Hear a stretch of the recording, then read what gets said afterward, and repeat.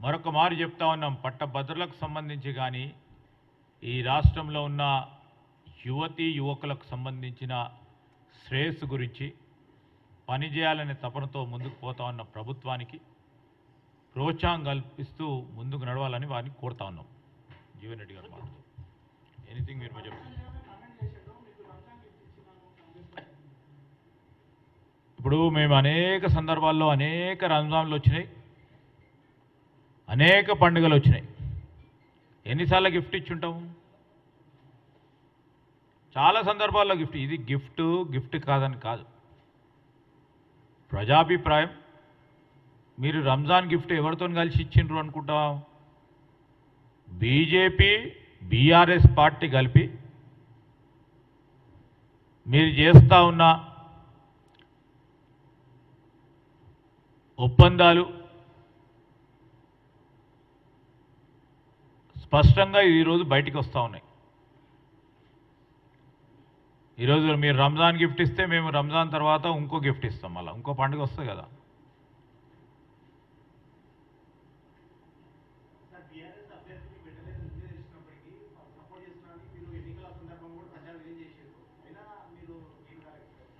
గేను నా గేను అని ఉండదమ్మా. ఈరోజు బీఆర్ఎస్ నేను చెప్పినప్పుడు 2-3 రోజుల ముందు కూడా స్పష్టంగా అన్ని హంగులాలతో బీజేపీ గెలవాలని ప్రయత్నం చేశారు. మీరు బీఆర్ఎస్కు సంబంధించి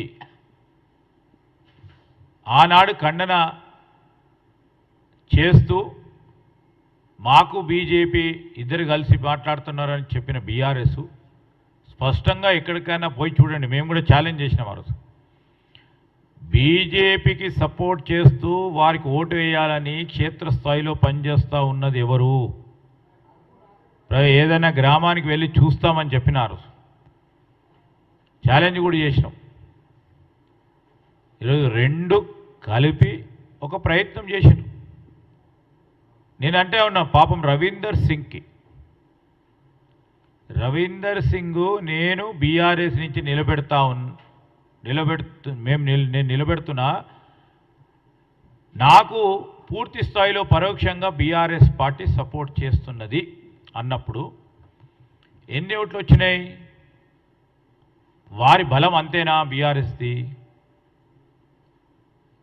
వారికి ఉన్న బలం అంతా కూడా బీజేపీకి సపోర్ట్ చేస్తే వారికి బీజేపీ మధ్య గల సత్సంబంధాలు, ఆ బంధం ఇంకా పటిష్టంగా ఒక ఫెవికాల్ బాండ్గా ఏర్పడాలనే ఆలోచనతోనే ఓ ప్రయత్నం చేసిండ్రు.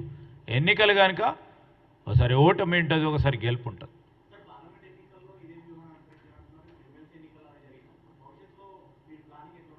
డెఫినెట్లీ మేము ఇవన్నీ కూడా ఆలోచన చేస్తాం. ఇప్పటికైనా కాంగ్రెస్ పార్టీ ఒక సిద్ధాంతం, సెక్యులర్ సిద్ధాంతంపై నడిచే పార్టీ.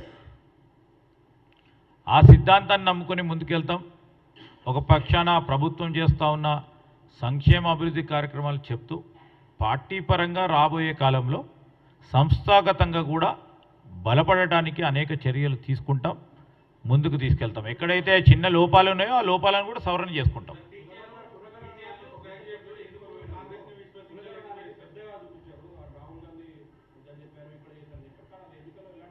ఇప్పుడు కులగణనకు సంబంధించిన ఎన్నిక కాదు ఇది.